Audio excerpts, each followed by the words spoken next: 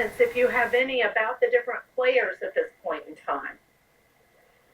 I think the demeanor of all the parties, the bench included, is commendable. The judge is being very even-handed, measured, and calm in her demeanor, which puts the potential jurors at ease in a situation where nerves are running high. The defense attorneys, both Pauline and Earl Grey, are being measured in their approach too. They're not being overly dramatic or resulting or experiencing courtroom dramatics. The prosecutor is being straight and matter to the fact.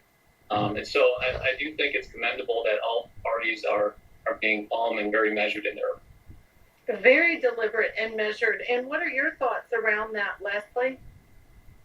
I completely agree. There's nothing more intimidating to someone who has never been a significant part of the criminal justice process, being a real player, if you will, in the process of being potentially chosen to select someone's fate. I mean, that's a very intimidating process for someone who is so unfamiliar, and the most familiarity is probably watching it on court TV or some sensationalized primetime TV show during the week, right? And so it can be very intimidating, and I think that it is very important for the judge to set the tone for both the prosecutors and the defense so that they can take her lead in handling very sensitively these potential jurors and being sensitive to any issues that they may have that have nothing to do with challenges or cause, but other life issues that could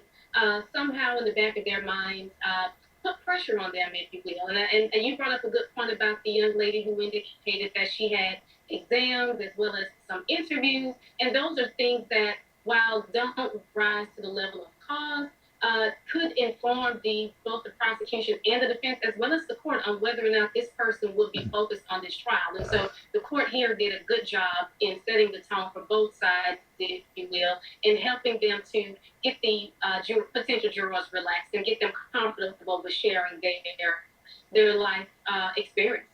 And yesterday, Jack Rice, who is also a Minnesota defense attorney who's actually practiced before this judge, said that she is, in his experience, always this deliberate, thoughtful in the way and her delivery with the jury throughout the duration of the trial.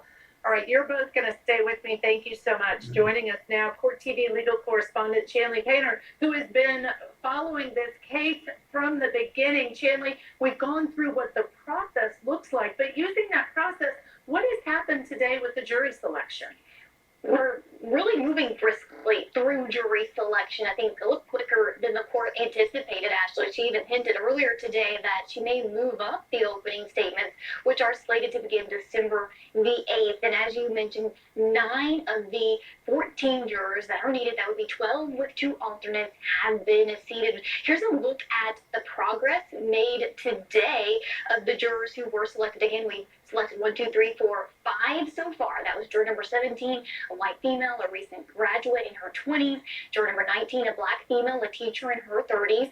Juror number 21, a white male in his 40s. Juror number 22 made it, white male, private nurse, late 60s.